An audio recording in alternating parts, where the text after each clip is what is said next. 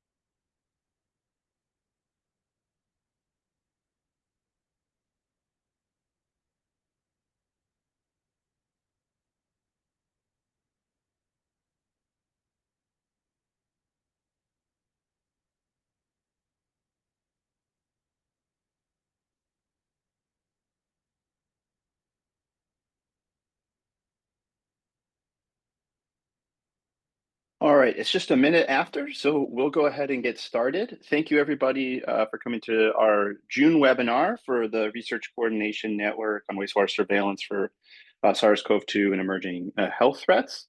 This, I am a little bit sad to say, is actually our last planned webinar for this funded RCN. As we've told people at some of the other events, including the recent meeting at AWESP, we're planning on continuing the webinar portion of the RCN at least through next fall. So you won't be missing us, but it won't be officially funded through NSF. So keep an eye out for those announcements. Today we have two great speakers. First up is Stephan Baumgartner from Eawag, and he's going to be talking about an interesting application of analyzing for pharmaceuticals to track infectious diseases. And then we have our very own RCN PI, Alexandria Boehm from Stanford, talking about her work on measles surveillance. So I'm very excited to have Ali present. We have a couple of events coming up throughout June, even as the RCN begins to wrap up. Next Friday, we have a Wikiathon. Here we're populating sort of a wiki, which is an accessible database of different publications and different topics that we're trying to organize and we've been working on throughout the RCN project. And we wanted to give people the opportunity to add their own work with these Wikiathons and then also have the support of the RCN folks to help you with this wiki platform. So if you're interested, please scan this QR code and Tamina will also drop a registration link in the chat. We're also going to continue, have a meeting to continue on from the success of the Educational Initiatives workshop with a little bit of an informal working group 2 weeks from today at this time. And this is going to be a little bit less structured, where we'll just have the chance to gather anyone who's interested in these using WBE for educational initiatives to brainstorm, share resources, discuss, plan, anything that would be helpful. So of course, scan the QR code if you're interested, and we'll drop the link and send it out as well. And then finally, we have a journal club meeting.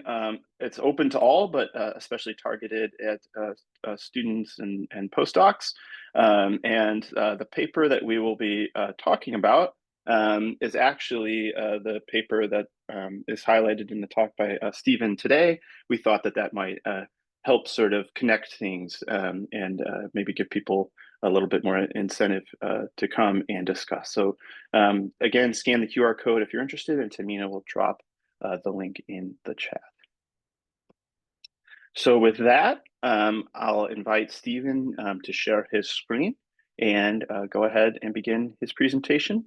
And as he begins to share his screen, just a reminder for everyone, as you come up with questions or Q&A, put them in the Q&A box, not the chat, okay? So go ahead and take it away, Stephan. Thank you.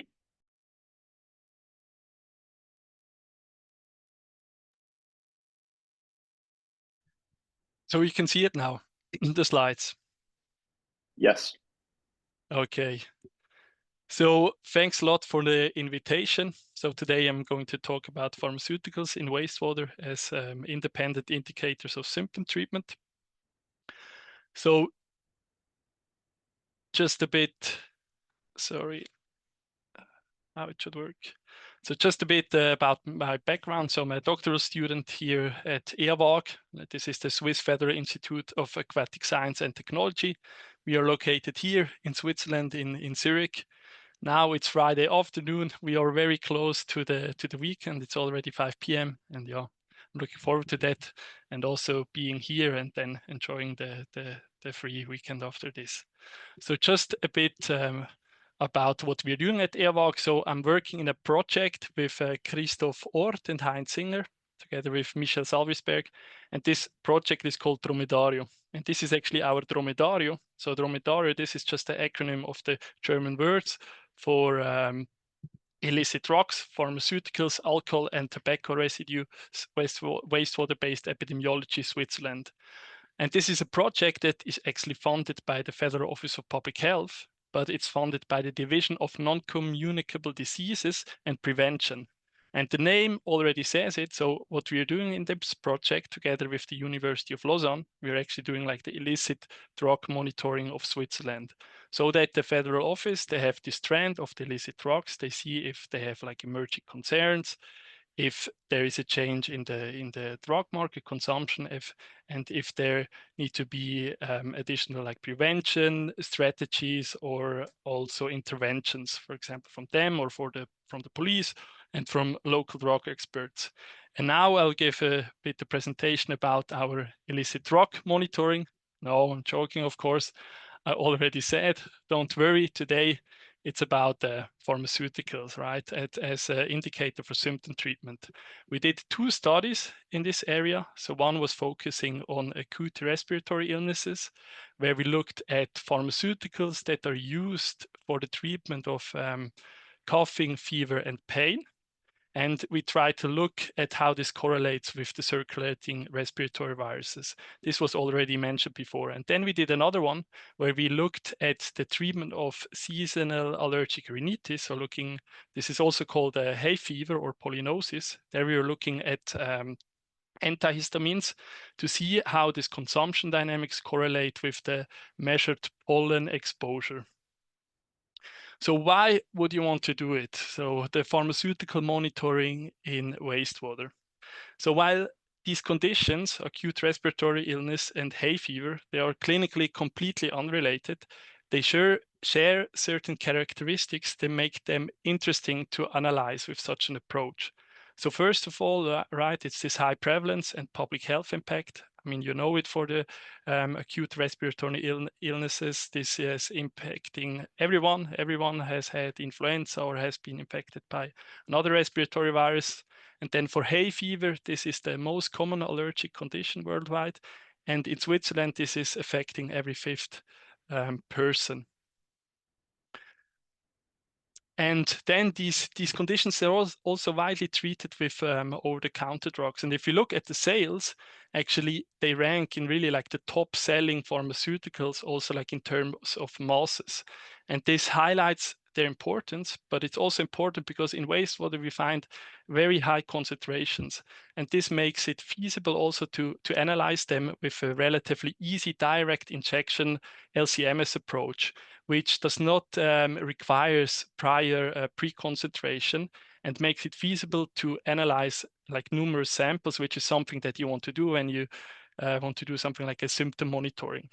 And then we have this strong temporal and spatial variability. So, you know, it like the seasonality of the respiratory viruses, and also this very pronounced variations from day to day from the pollen exposure. And this makes it difficult to address it with like the common epidemiological indicators or tools, like, for example, digital epidemiology, or also with sales data. And with sales data, there's also additionally this thing of this offset between when people buy a drug, for example, like acetaminophen, paracetamol, and then when they actually consume it, which can be completely disconnected from this because they have like a stock at home, or even maybe they dispose the pharmaceutical after some time when it expired. So this makes it kind of like unsuitable to address with sales data. And then we have this shared complex range of underlying triggers, meaning that, I mean, there are different respiratory viruses that are leading to the same symptoms. The same thing is true for pollen. We have a wide range of allergenic pollen, and they introduce like the same symptoms. And this is combined with this common underreporting, meaning that, for example, like in my personal case, I've been sick many times in my life. And sometimes I've taken pharmaceuticals when I had very severe symptoms, but only once I had been tested positive, and this was for SARS-CoV-2 during the pandemic. Like what I had all the other times, I have no clue, like was it influenza, was it RSV or whatever. So this is actually kind of like the case for both of these conditions. While they can have like very severe consequences for vulnerable people, they are often the symptoms like mild enough that the people don't seek medical consultation.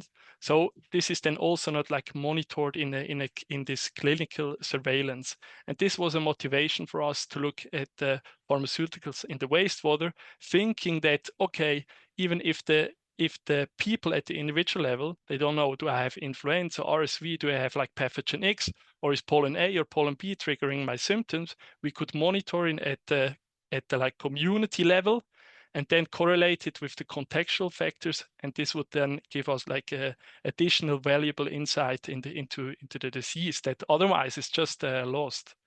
And then there's something special also about wastewater, right? When we talk about acute respiratory illness, because this is really, I mean, what I think is so interesting in wastewater analysis, right? That it contains a very diverse range of epidemiological information. And for the respiratory viruses, we can, in the same sample, at the same time, analyze the underlying pathogens and the treatment drugs that then are like used for the symptom treatment that is connected, which is a nice thing because it kind of like circumvents many of these inherent challenges that are associated with the wastewater-based epidemiology data, right? Because there's always these concerns with, is the sampling working? How is it done? Do you need the flow measurements? You need to calculate loads. You need to know how, like, who is contributing to the sample. You need this population normalization. And when you have this information from the same sample, it kind of like boils down again to the really comparison of only concentrations, and kind of like circumvents all these problems that arise and uncertainties from the normalization. So let's have a look at the first study. So what we see here is the SARS-CoV-2 measurement data from wastewater from Zurich. So here it's one data point is shown for every 13th day. It starts here at the beginning of 2021 and it goes until mid-2024. So it's 3.5 years of data. It's not that the viral monitoring that they would only monitor a sample or analyze a sample every 13th day. No, they do it daily. It's just visualized like this because this is like our routine monitoring for the drug surveillance, but you will see this in a minute. So it's the absolute loads. So it's gene copies per day per 1,000 people. Blue means, so it's linear color scaling. Blue means that it's a low load, and red means that it's a high load. So we see these different SARS-CoV-2 waves for Zurich. So we do not only have this for Zurich, but in Switzerland, like the respiratory virus monitoring, we have it here for 10 treatment plants that in total cover 23% of the Swiss population. So on the y-axis, these are the different treatment plants. So here we have Zurich. Here, for example, we have Bern. This is the capital of Switzerland. And you see also a bit about this expansion of the monitoring that was then only during later times in 2023, where then all treatment plants were included. So we have similar data for RSV. It started a bit later. It's probably something that a pattern that was also observed in different other countries when they later started to also include additional respiratory viruses in the surveillance. So then we also have influenza A and we also have influenza B. So these are the respiratory viruses. Now, if we compare this with our pharmaceuticals, what we see here is the same thing, the absolute loads for dextromethorphan. This is a metabolite of dextromethorphan, which is a common cough suppressant. It's, for example, a pharmaceutical used in these cough syrups. And then we also have codeine. It's also used as a cough suppressant. It's not so specific. It's also used for other conditions. And then I have a selection of some other compounds. Here we have paracetamol, also called acetaminophen, which is the application is relatively broad as an antipyretic, but also a painkiller. And then we have phenyramine. This is a bit a special compound. In Switzerland, it's exclusively used in treatment drugs for influenza and flu-like symptoms.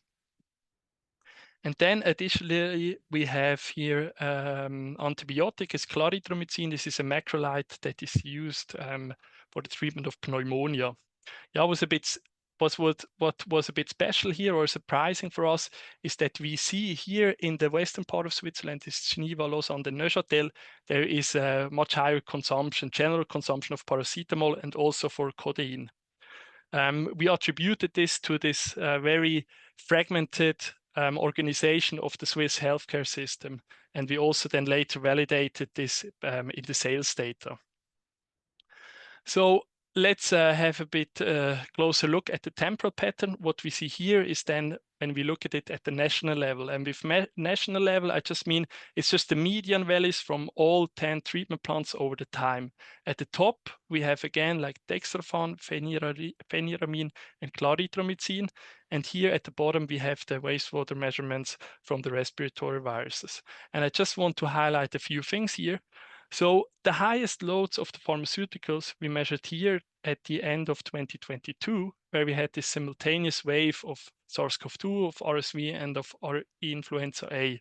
What we thought is kind of like then this cumulative effect of these respiratory viruses on the symptoms. And then it's just one example of such an interseasonal variation here for influenza B, right? That where we had a wave in March 2023, and in the coming year it was then almost absent. And this also reflected in the pharmaceuticals, which is useful if we want to start to attribute the pharmaceuticals a bit to, let's say, a specific pathogen. And then we also had periods where we had increased pharmaceutical loads observed in wastewater that we could not explain with the wastewater data of the respiratory viruses, because also during this time we also only had data for SARS-CoV-2. So to see if other etiologies could explain this, we then also had a look at the National Clinical Sentinel data that we see here at the bottom. So these are the reported cases of people seeking medical consultation because they had symptoms of acute respiratory illness. And then we see the testing data. So it's for the 4 respiratory viruses that are also monitored in the wastewater, and then some additional ones. And also for the people that went to the doctor because they had symptoms, but then eventually tested negative. And something that we saw here was that we also saw this increase in cases during that time when we saw this increased loads of the pharmaceuticals. But actually we didn't know, so could be rhinovirus, RSV, or maybe also like a SARS-CoV-2 variant that is causing more severe symptoms. What we also did is some very simple modeling approach, just using like a multivariate model in which the observed drug loads are described by a location-specific baseline and then the individual terms that describe the contributions of the viruses, with just assumption that this is a uniform relationship over the locations and also over the whole time. And here, yeah, we did this for this period where we had data on oral for respiratory viruses. And then we also applied this model then back to the data or to the period where we only had SARS-CoV-2 data. And here, I mean, I just want to highlight again this increase in loads that we observed for the pharmaceuticals where we did not have the SARS-CoV-2 wave yet, or yeah. And this is the same thing if we now try to model this with the Sentinel case data.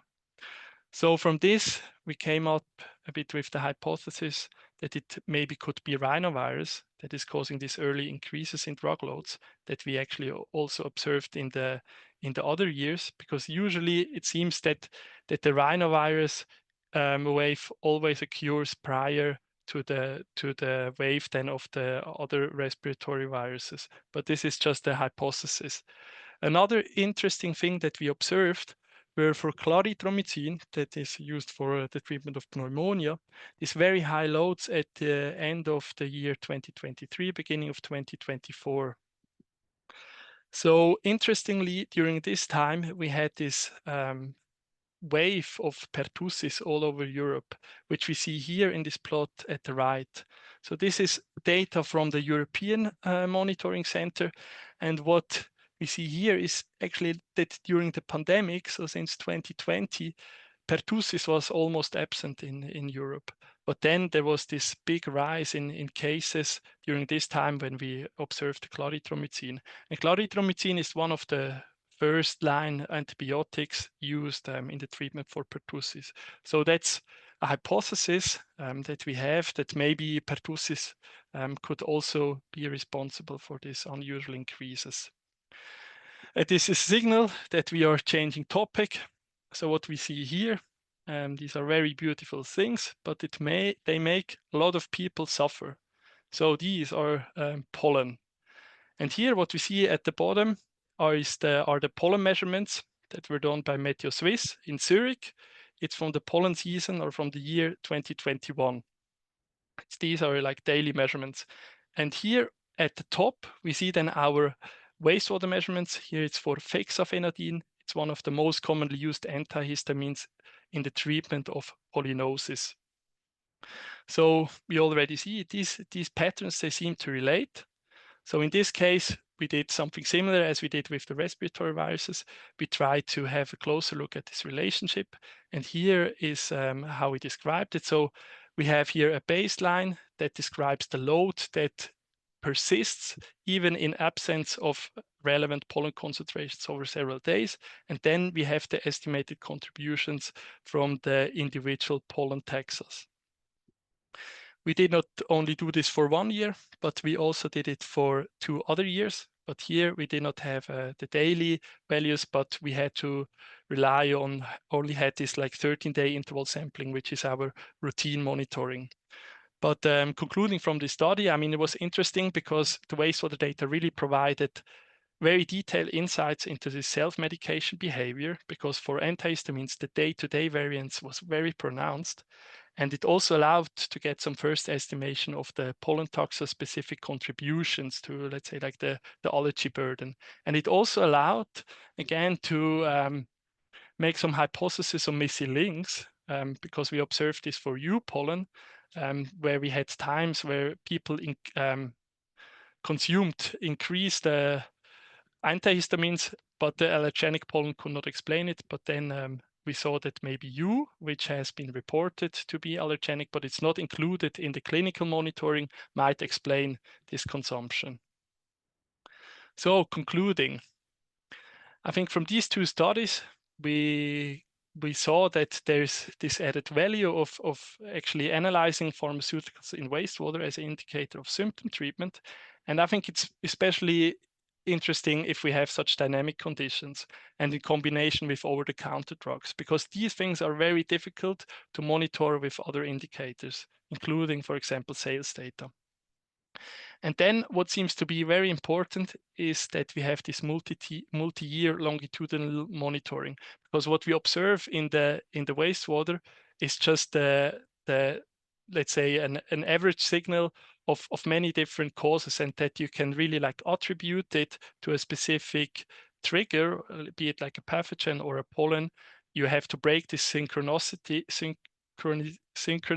pattern, and for this you need quite an extended period of time. And then also this view on wastewater as one medium, and seeing the value of centralized and parallel wastewater surveillance that we now have at Eawag, where we try to merge actually these surveillance approaches, because I think it allows you to optimize your resources, for example, on the logistics side, but at the same time, it also gives you complementing information from the same sample that can be very valuable. And so a bit the implications, so we can use it to estimate the population symptom burden if we also have the data on the related triggers, and we can use it also in case where we don't have a match to maybe get some insight into missing links or unmonitored contributors.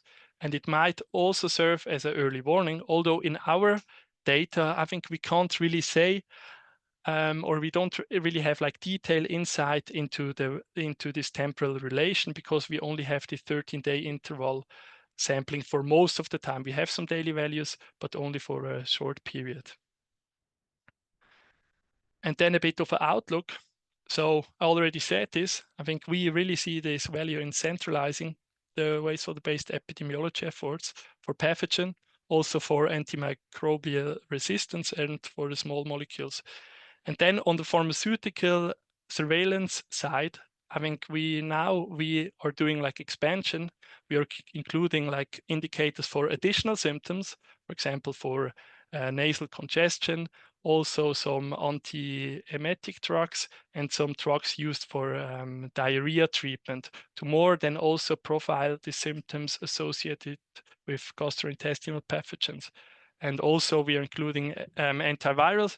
And something that we now started is, and I think it's very interesting and has a great potential, but it's a bit uncertain if it will work, looking at some endogenous metabolites. So these are metabolites, especially inflammation markers that have been reported in the clinical setting to be increased in urine when you, for example, have like COVID or influenza. And we are trying now to analyze them in the wastewater, which would actually help to overcome this context dependence of the drugs, because you can monitor the drugs, but I mean, we already saw it for Switzerland, right? The drugs that are consumed in the German-speaking part might be very different to the one in the French-speaking part, although it's like a super small country. And this would just be like a more universal indicator potentially for inflammation, or also then for a symptom. And then, of course, there would be really like added value in doing more high frequency measurements to really get this temporal relation between, for example, like the shedding of the viral loads and then the pharmaceutical loads in the wastewater. And with this, I'm at the end. I would like to thank all the people from Eawag, and here also especially Tim Julian, because he was supporting a lot this study, like from the microbiology pathogen monitoring side. Yeah, and now I would be open for questions. Great, thank you so much, Stephen. Just a reminder for anyone to put any questions that they have in the Q&A, because we have a couple minutes here for questions. The first question in the Q&A is, what method of microbiome capture and collection were used? So I guess that's more on the pathogen monitoring side. I think they're asking about sort of the sample processing before analysis. I mean, actually, I mean, I'm more, we are doing the chemical monitoring. So for the I mean, could read it up in the publications. Actually, I cannot tell you the details on the method sites from the microbial monitoring. But maybe, I don't know if someone is online from Eawag or from, maybe not.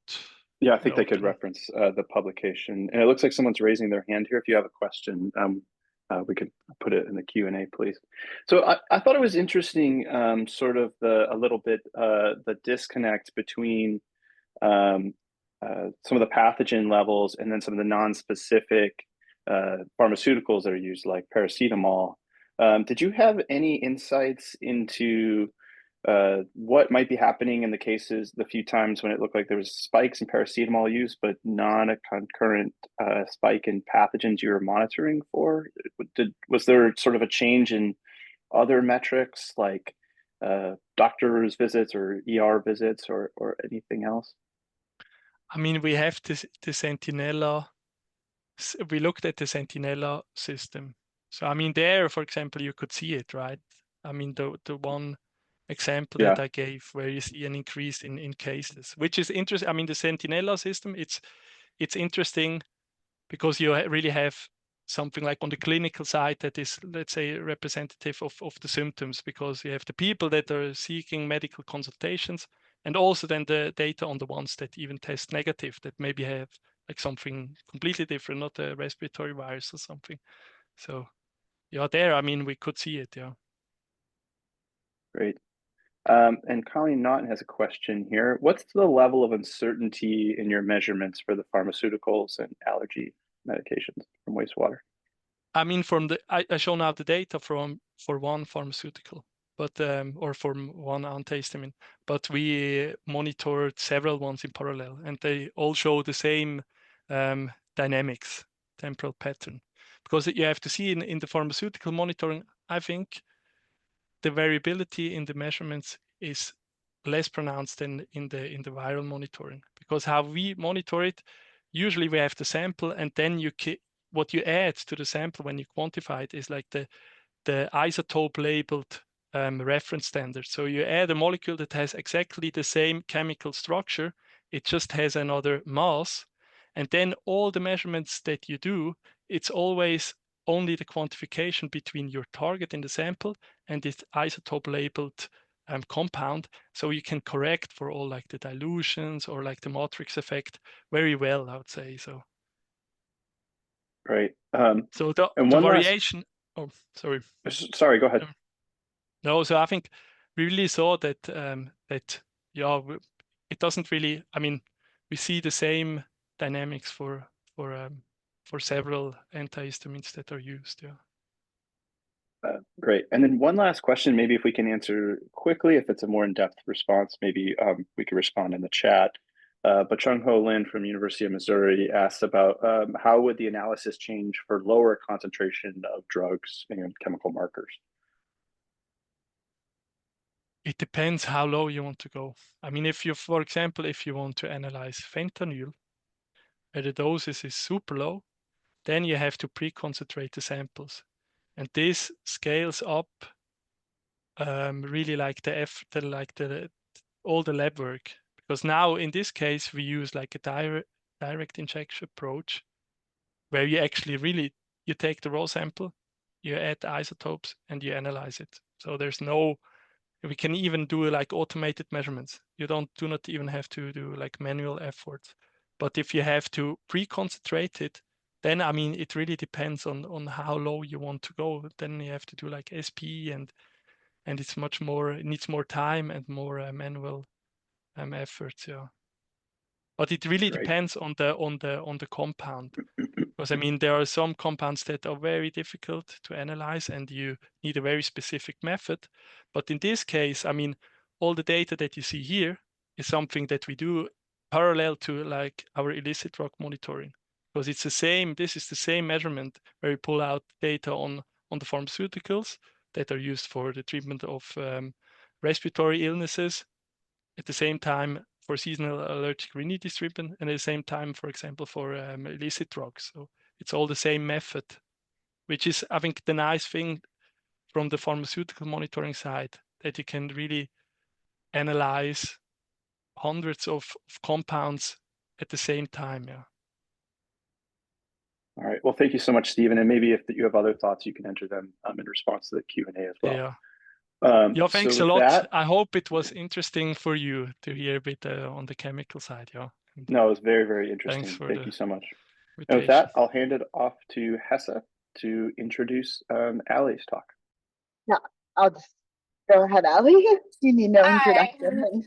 Yeah. Okay. Thanks, everyone. So I'm going to talk about the efforts at Wastewater Scan to scale measles surveillance across the United States. So I think most of you have heard of Wastewater Scan. It's an academic program out of Stanford in collaboration with Emory University. And you all know Marlene, who is the PI at Emory. And we work with 147 sites right now across 40 states in the US. And they sample about 3 to 7 times per week and send the samples to us. And we work with Verily as a contracted scaling partner. And the goal of Wastewater Scan, of course, is to expand wastewater science and support public health response. So we care a lot about working with public health, but we also care about pushing the envelope on the science. The methods that we use for Wastewater Scan are outlined here very briefly. We work with the wastewater solids. We get our sample either composited influent or from the primary clarifier. We dewater the solids using a centrifuge, and then we suspend the solids in a buffer. We homogenize them with beads, and then we take the supernatant after we centrifuge it again and remove the bubbles. And we extract nucleic acids using a robotic system. And we also do inhibitor removal. And then we measure pathogens using digital droplet PCR. The reason that we focus on the solids is that all other things aside, there's a lot of evidence that infectious disease targets partition to the solid phase of wastewater. This plot here shows actual measurements from 2 plants of Mpox DNA. These are endogenous nucleic acids. They weren't spiked. And on the y-axis is the concentration in copies per gram for the solids, which are triangles, or copy per mil. 1 mil weighs a gram of water, so it's on a per mass basis. And you can see all the triangles are about 3 orders of magnitude higher than the circles, indicating that on a per mass basis that the targets are enriched 3 orders of magnitude in the solids over the liquids.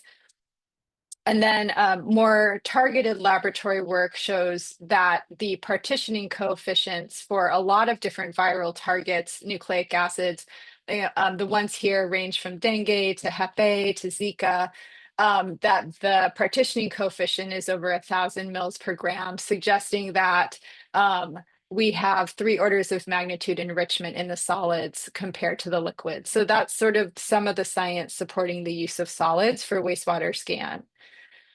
Currently, we are measuring all these targets in wastewater solids using digital droplet PCR.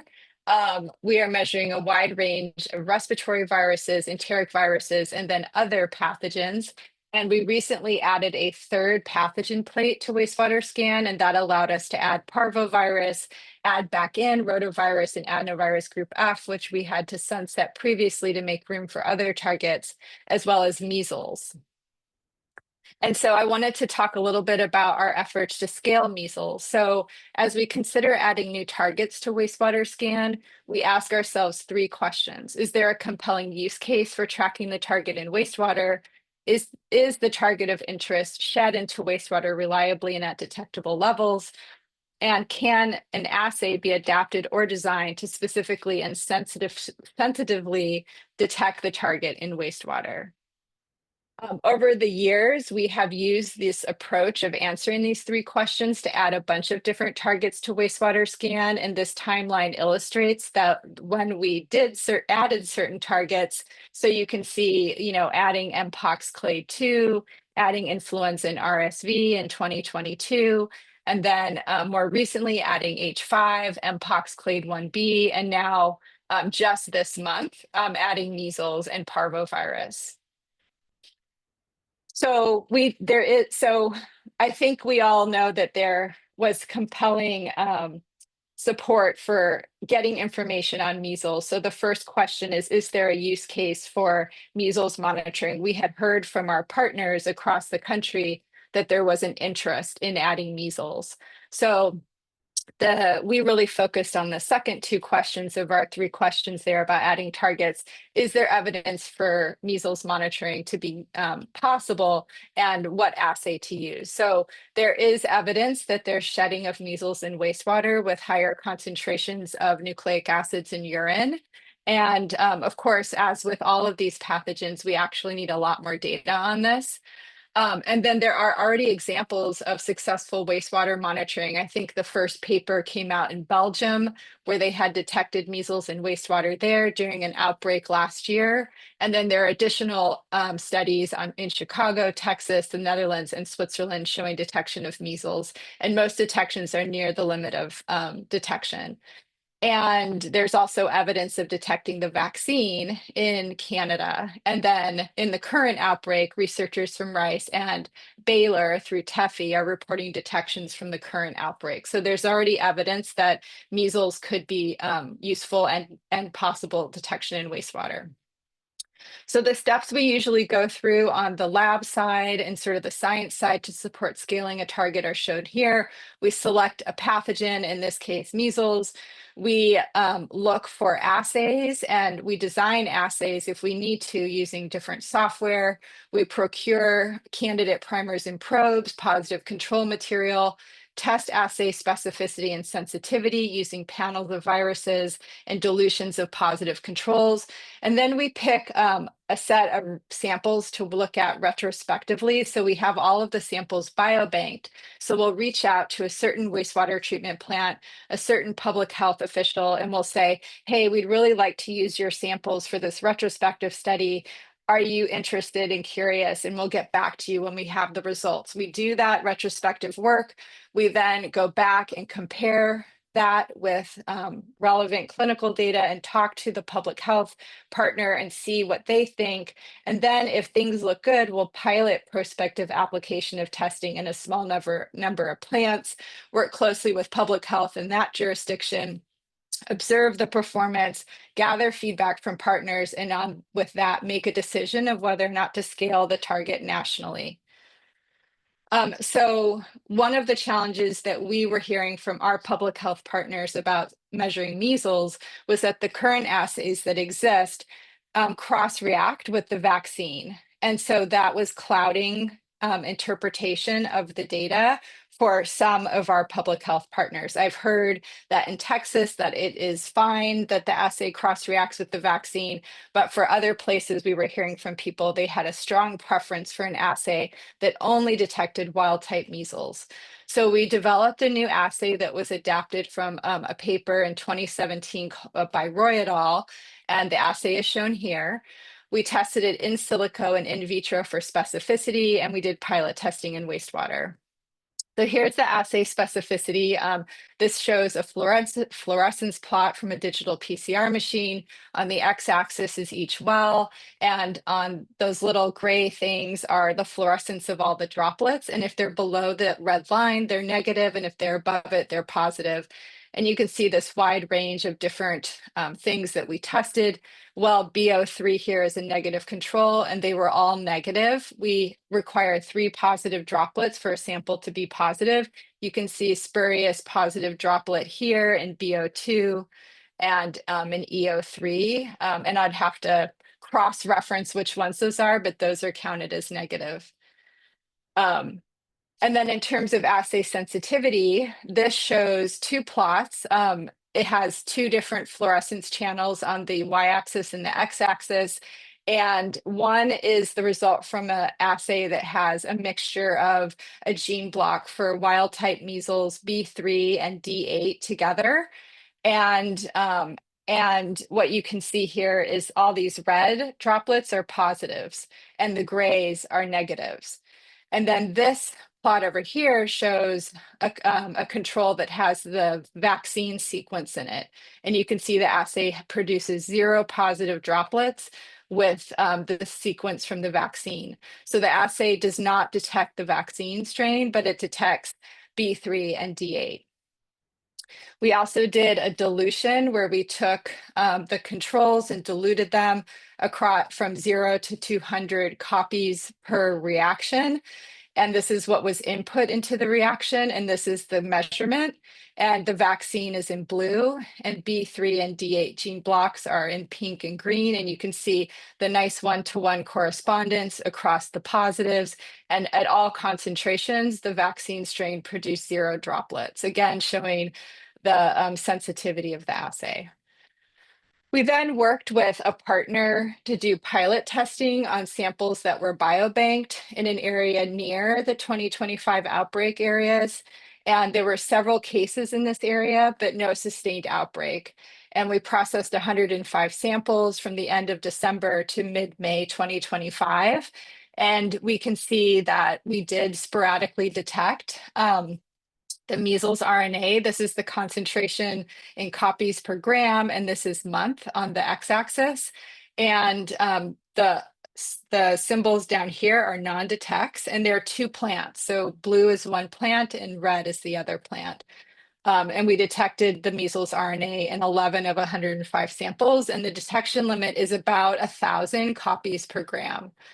And the detections were usually at low concentrations, but there are definitely some, close to 100,000 or 10,000 copies per gram.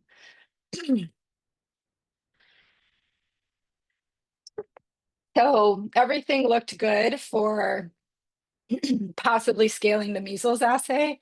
Excuse me.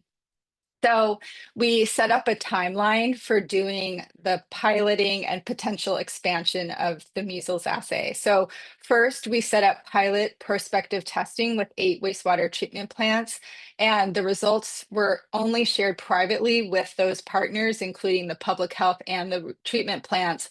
And during that time, we worked closely with them to hear their feedback and get their reactions to the pilot testing. Whether on our side, we were checking if the assay was performing as expected in this prospective high turnaround format, and on their side, wanting to know if the results were consistent and useful with what they expected. Given that success, we were able to scale. We scaled the measles assay across all the wastewater plants the week of May 19th. And during that time, the results were available via a staged website with a unique URL, and the results were not publicly available to give stakeholders some time to react to the assay, also give us time to actually pull back the assay if things sort of went completely haywire, and then not be under the scrutiny of the media or other individuals who were sort of exterior to the group in Wastewater Scan. Given the success of that, we just this week on Monday made the data public, and it's also available by an API to partners, and the data are on data.wastewaterscan.org. I think that Amanda will be putting some links in the chat to the dashboard, but just a little bit more details on the methods. We multiplex the measles assay with an assay for parvovirus, rotavirus, and adenovirus with these fluorescent molecules. We run positive and negative extraction controls, positive, negative extraction blanks, PMMOV, and bovine coronavirus recovery. We have all the other targets on other plates, and I already mentioned our detection limit. So here's what our website looks like. You can see a categorization for measles on the left hand of the landing page, and then you can drill down in the heat map view, and you can view for all the different sites, whether the site is positive or negative over time for measles. And you can see in this screenshot the results for Sacramento, where we've had positive samples. So far, since we began in mid-May, we've only had detections of measles at 3 sites, one in Maryland, one in Connecticut, and then we've had quite a few positives in Sacramento in California. And each time we get a positive result, we email the public health officials to let them know in case they're not checking the dashboard immediately every moment of the day. And so this is an overview map showing the states where we've had positive detections and then the plants that we've had positive detections. And so you might be wondering, well, why don't you have any detections in Texas? Because we all have heard on the news that Texas has a lot of cases of measles relative to the rest of the country. And it's because the sites that we work with in Texas are not in the area of Texas where the outbreak has been really high. And so that location is covered by projects that are based out of Houston, for example, and Rice University. So I wanted to emphasize a really important component of our project, which is communication and transparency that enabled us to do this kind of work and scale assays nationally. The first is really frequent communication to hear from our partners, their preferences, and get their feedback from first conception of the idea and during all stages of the process, so that we can hear if somebody is nervous or concerned, we can hear those concerns and talk to them about it. We also prepare talking points and fact sheets and release our research results rapidly. So we have a lot of documentation. So when we get questions about assay performance, sensitivity, sequences, that all that information is documented for people. And then we also support and collaborate with public health to examine and interpret data after launch. So lots of meetings, for example, with people who have positive detections to help them understand them. And we prepared these measles methods and facts, which I think Amanda might put in the chat if anyone's interested in looking at them to help with that. So in closing, I guess there's only a couple things I want you guys to remember from this talk, and it's that it's not just the science that supports this sort of national scaling rapidly across the country. It's also trust, communication, and ethics, which we strive to do well at Wastewater Scan, although we're certainly human and not perfect. And it's also partnerships with people that we gain trust with. And there are a lot of people on this call today who are directly involved in Wastewater Scan and also indirectly. And I just want to thank all of them because all of your ideas, questions, and casual conversations have really pushed the Wastewater Scan project forward. And with that, thank you for listening. I want to acknowledge Marlene, who's on the call today, and also Amanda and Alessandra, who are missing from my all-girl research group picture. And this is a picture of the team from Verily that helps with the project. Thank you. That was great. I'm sure we're going to have a active Q&A session, so I'm just going to go for it. I'm going to link a few questions from Kyle, Adolfo, and myself, which is, I guess, how are health departments interpreting like a single detection versus like temporal trends? Have you guys kind of thought about that or maybe looked at that during your pilot testing? Yeah, so since detections are so rare, we're still sort of gathering data, so to speak, on how people are using it. But I think when people talk to us and when we look at the data, we think, okay, one positive detection, like in the case of Maryland, I would say, okay, this is probably a transient visitor to the sewer shed who's shedding measles RNA and not someone who's there living and contributing on a daily basis. However, they only sample 3 times a week and there's only a small number of samples.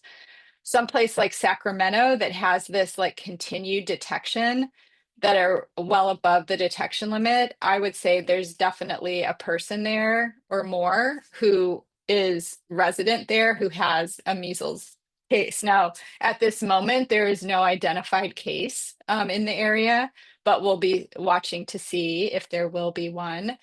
So I guess that's sort of what we're recommending for interpretation of sporadic detections versus non-sporadic detections. Great. Okay, there's a question about biobanking. So how are you guys thinking about biobanking? Obviously, it's super powerful for being able to test these assays, but how long and at what temporal resolution are samples being stored, and then who maintains ownership and approval rights for retrospective analysis? Mm-hmm. Yeah, so the owner of the samples is Stanford University, and all of them are biobanked from the very beginning of the project. So we don't selectively biobank samples. In the material transfer agreements that we have with some of the plants, the samples can be used for pathogen detection. And as a matter of like communication and transparency, we don't use the samples without contacting the plants and public health to make sure that we're not doing something that they aren't comfortable with. We don't have material transfer agreements with some plants, and on that, it's just trust. So, and then in terms of sharing the samples, we've begun to explore how that might happen.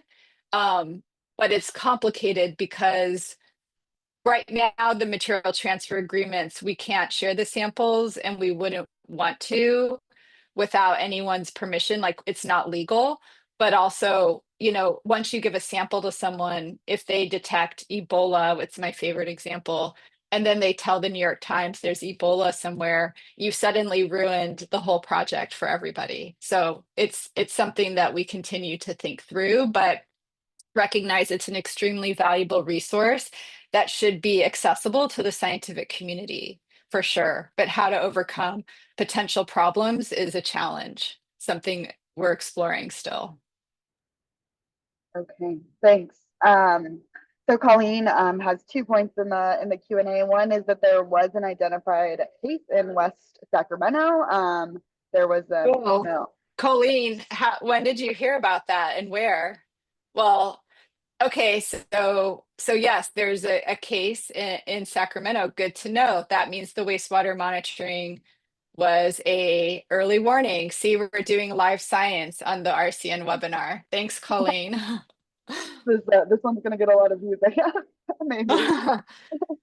And then she also had a question about the public health need for paravovirus, adenovirus, and rotavirus. Yeah, I mean, Colleen, you know that we are also researchers. So I think for rotavirus, the public health need, no one's like pounding on our door asking for rotavirus data, but we're just curious, if we have it, how useful it will be. And as I'm sure you're aware, our current lead of HHS actually in particular is not a fan of the rotavirus vaccine. And I think it's interesting that our wastewater data actually suggests rotavirus does still circulate. And before the vaccine, it actually killed a lot of children. So I think, having that is useful for that reason, for example. And then, I don't want to take up too much time answering your question, but I think you have a good point. I'd love to chat with you about it more. Oh, you're muted, Tessa. Thanks. Okay. For measles, how many do you guys run ddPCR replicates, and how many? And then if you call and detect, is it 3 positive replicates across 3 positive droplets across all your replicates? Yes. How do you guys do that? Yeah, there's 6 replicate wells per sample for most of the sites. Sacramento has 10 replicate wells. And yes, it's 3 positive droplets across the merged wells. Okay, that's helpful for the elements detection. And I'm just seeing Colleen, sorry, I'm trying to scroll through this. Colleen saying that the case of symptoms for that case of the measles doesn't completely align with detection. So there were maybe other cases that you all were detecting in Sacramento, which is really interesting. We'll be in touch, Colleen, today. Yeah. So maybe if I can ask a question. I think you've emphasized a lot the trust that you've had to build, and I guess I'm curious, maybe you can just speak to that a little bit more, like what are strategies that have enabled trust across different health departments that you guys have worked with, and what what have you guys learned in this national scale? Yeah, I mean, I think the trust has been built by actually just like personal interactions with public health in many cases.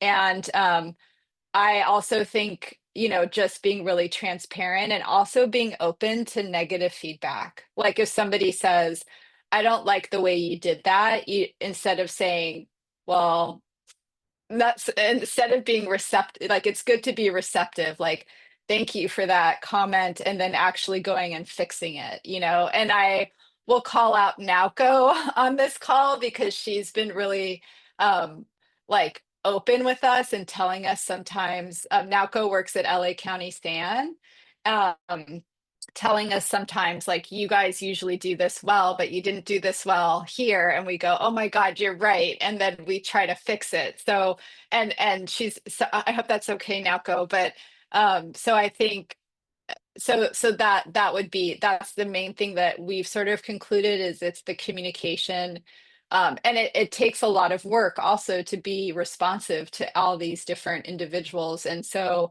having a team like that can help with all that response and personal attention has been really important too.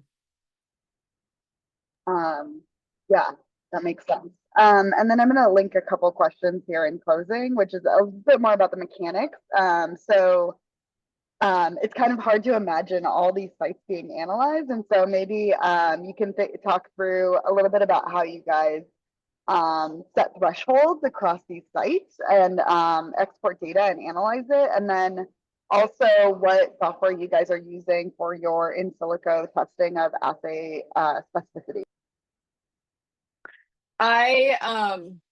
That's a lot to answer in 0 minutes. Sorry. I will say like all of the info, and I've kind of forgot some of the questions, but all of that information is all documented in all of our papers. And I have a data descriptor in the journal Scientific Data, which really lays out in like nauseating detail every single step, as well as protocols on protocols.io. So if anyone is really interested in all those methodological details, if you go to the data.wastewaterscan.org website and click on like the publication list, you can access some of those and look in detail. And Amanda, I think, is putting a link here where that site is. So sorry, instead of answering the question, I'll just, because those are great questions. And the devil is certainly in the details with all this. And I just want to give a shout out to Verily, who have built like an amazing like robotic automated system to actually get these samples through, which I think is where the question started, like how does this even work? And there's a very large team there, and we have lots of ways that the project has evolved over time to handle the high throughput nature of the work. All right. Thank you, Ali. And thank you, Stephan, for your presentation. And with that, I guess this will be the last webinar of the RCN. Thank you. Bye. Thank you.